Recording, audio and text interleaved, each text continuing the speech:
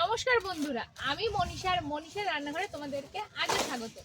আজও চলে এসেছি নতুন একটা রেসিপি নিয়ে। তো এখন মাঠে চলে এসেছি কলা পাতা কাটতে। আজকে বানাবো শীতের পুলি পিঠে। এবার শীতে এখনো পিঠে আমি বানাইনি, আর আজকে আমি বানাবো পুলি পিঠে। আর যেদিনকে পৌষ সংক্রান্তি গেছে সেদিনও পিঠে আবার বানানো হয়নি, তার জন্য কলা পাতা কাটতে এসে গেছি। আর আরেকটা কলা পাতা নেব। চলো, এবার কিন্তু নারকেলগুলো আমি ফাটিয়ে নেবো।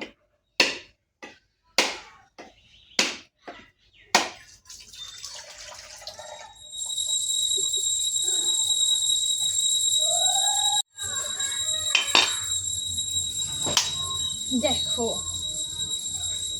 পুরো ভরা নারকেলটা। বাকি দুটো আমি এবার কেটে নেব।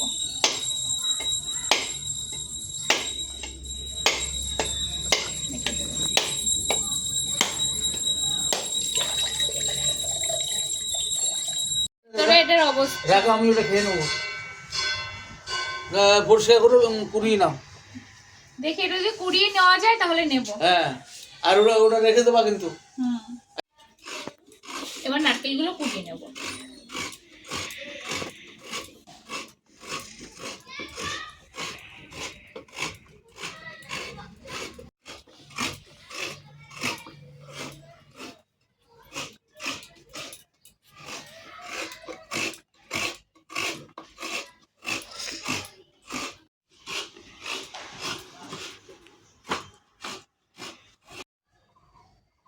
এবার নারকেলগুলো কড়াইয়ের মধ্যে নিয়ে নিচ্ছি।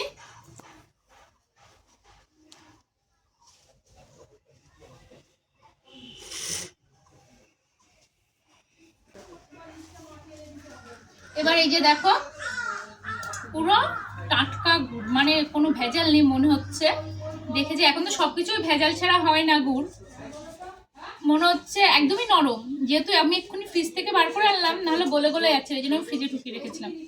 এটার সাথে এখন একটু মাখিয়ে নেব।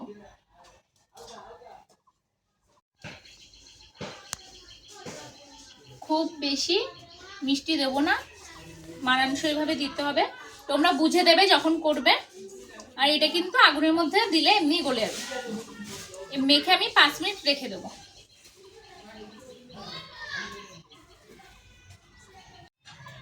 উনুনটা জ্বলে গেছে, আর এবার দেখো মাখাটা কি সুন্দর মেখে গেছে। এবার আমি কড়াইটা বসিয়ে দিলাম। খুন্তি দিয়ে ভালোভাবে নেড়ে চেড়ে নিতে হবে। নাড়ু যেমন পাক হয় অতটা পাকের দরকার নেই, হালকা পাক হলেই হবে।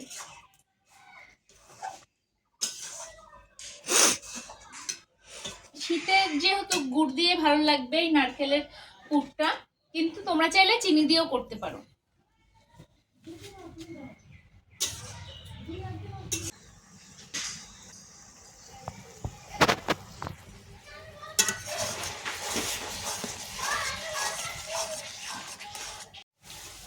দেখো জলটা কিন্তু অনেকটাই কিন্তু কমে এসেছে।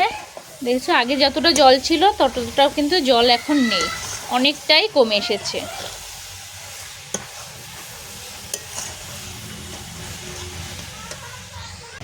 দেখো এবার কিন্তু আমি নামিয়ে নেব, কারণ যেহেতু এটা নাড়ুর মতন বেশি পাক দেব না। নেড়ে চেড়ে গন্ধ বেরিয়ে গেছে, এবার নামিয়ে নেব।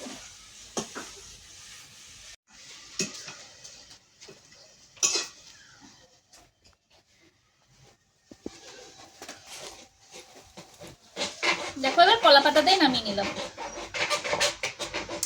এবার কিন্তু এটা একটু এরকম ভাবে রেখে দেবো, ঠান্ডা হতে থাকুক। ততক্ষণে আমি চালের গুঁড়োটা মেখে নেব। এটা ঠান্ডা হতে থাকুক পুরটা।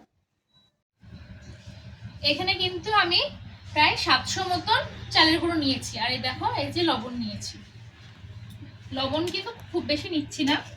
আর এখানে নিয়ে নিচ্ছি কুসুম গরম জল। ঠান্ডা জল নেবে না, কুসুম গরম জল। খুব বেশি গরমও না, খুব বেশি ঠান্ডাও না। নিয়ে এবার মাখিয়ে নেব। অল্প অল্প জল দিয়ে মেখে নেবো, যাতে ডোটা বেশি নরম না হয়ে যায়, আবার খুব বেশি শক্তও না হয়। আমি কিন্তু এটা এবার 10 থেকে 15 মিনিটের জন্য রেস্টে রেখে দেবো, তাতে কিন্তু পিঠেগুলো ভালো হবে।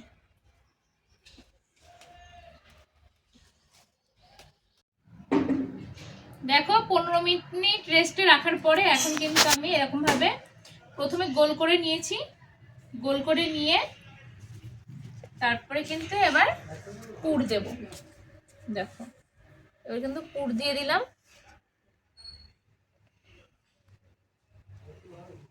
দিয়ে কিন্তু পিঠেটা বানিয়ে নিচ্ছি। খুবই সহজ, আমার কিন্তু অনেকগুলো বানানো হয়েও গেছে। আর দেখো কতগুলো কিন্তু ভাপেও দিয়েছি। এরকম ভাবে নেব,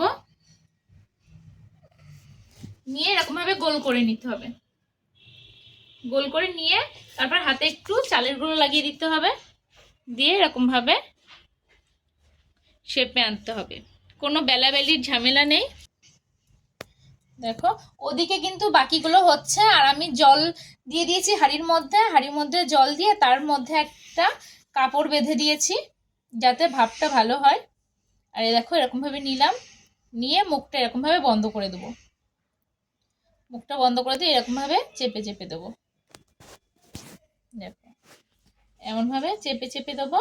হয়ে গেল পুলি পিঠে। এবার ভাপিয়ে নেব। ভাপাতে যা টাইম লাগে 10-15 মিনিট রেখে রেখে কিন্তু আমি ভাপাচ্ছি। দেখো আমার কতগুলো হয়ে গেছে, আর এইগুলো কিন্তু হয়ে গেছে। এইগুলো এখন আমি দেব। এবার কিন্তু আমি ভাপের মধ্যে দিয়ে দেবো পিঠেগুলো যেগুলো বানিয়ে রেখেছি। এগুলো এক এক করে সুন্দর করে সাজিয়ে নিয়ে দিয়ে দেব। দেখো তারপরে কিন্তু ঢাকা দিয়ে দিতে হবে। এবার কিন্তু আমি একসাথে 6টা দিয়ে দিয়েছি, দিয়ে ঢাকা দিয়ে দেবো। 10 মিনিট থেকে 5 থেকে 10 মিনিটের মধ্যে হয়ে যাবে।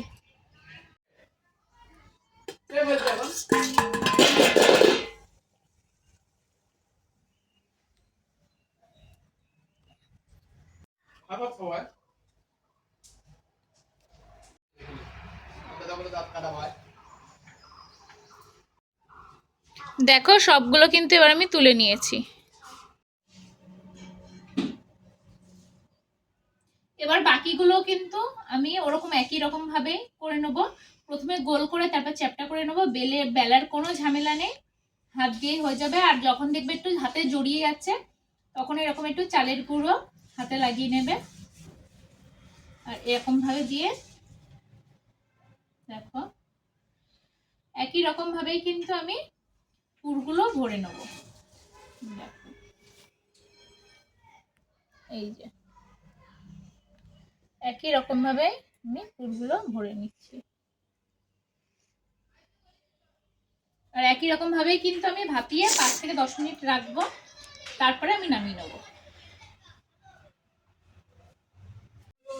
আজকের রান্নার ভিডিওটা তোমাদের কেমন লাগলো অবশ্যই কিন্তু কমেন্টে জানিও। যদি ভালো লেগে থাকে প্লিজ লাইক কমেন্ট শেয়ার করো। আর বাড়িতে অবশ্যই কিন্তু এরকম একটা পিঠে তৈরি করে দেখো।